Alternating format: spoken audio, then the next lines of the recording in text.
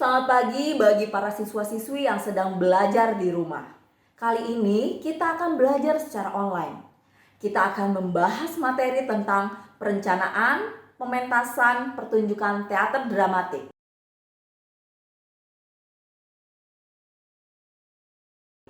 Untuk yang pertama, kita akan membahas tentang perencanaan teater dramatik.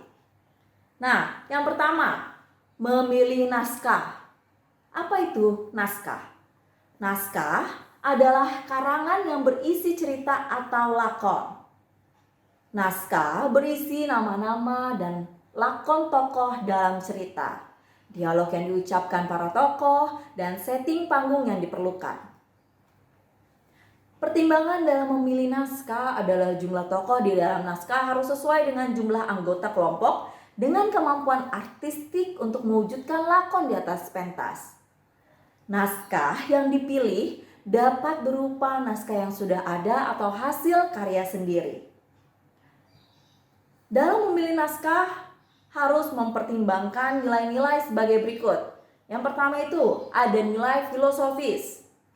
Naskah yang dipilih harus memberikan suatu perenungan pikiran yang luas. Yang kedua, itu ada nilai artistik.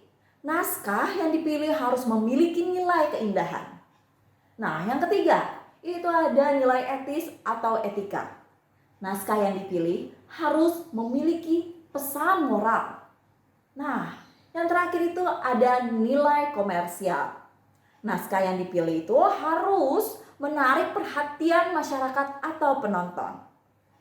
Jadi, perlu kalian ingat, dalam memilih naskah harus mempertimbangkan nilai filosofis, nilai artistik, nilai etis atau etika, dan nilai komersial. Yang kedua, menentukan sutradara. Setiap proses teater pasti akan ada pertanyaan. Sutradaranya siapa? Kenapa bisa ada pertanyaan seperti itu? Karena sutradara adalah pemimpin dalam pementasan. Sutradara itu memiliki tanggung jawab yang cukup berat, seperti memilih naskah, mengembangkan naskah, memilih dan melatih pemain, serta memimpin pertunjukan dari awal hingga akhir.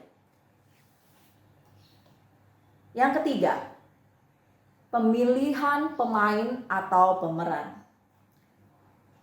Pemain adalah orang yang memeragakan cerita dan menghidupkan naskah.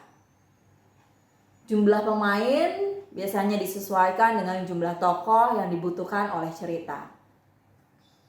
Tokoh yang diperankan disesuaikan dengan karakter pemain. Biasanya, dalam memilih peran, sutradara itu melakukan reading atau membaca naskah secara bergantian, sehingga sutradara dapat mengetahui karakter apa yang pantas dimainkan untuk aktor tersebut. Yang keempat, pemilihan kru.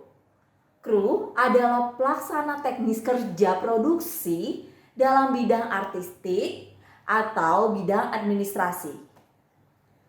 Bidang artistik terdiri dari pemimpin artistik. Siapa itu pemimpin artistik? Sutradara.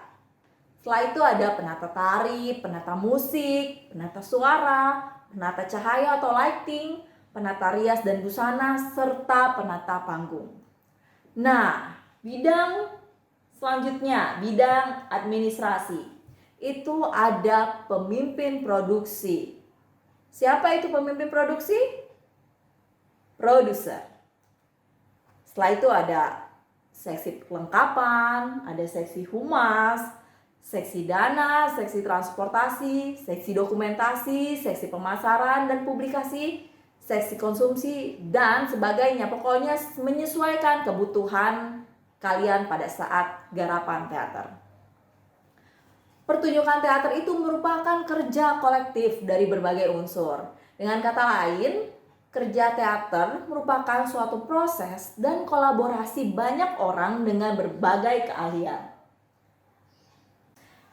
Jadi, bisa kita simpulkan bahwa perencanaan teater dramatik itu ada 4 tahapan. Yang pertama itu ada memilih naskah. Selanjutnya menentukan sutradara. Setelah menentukan sutradara, kita memilih pemain atau pemeran. Setelah itu baru pemilihan kru. Selamat belajar, sukses selalu, dan jaga kesehatan.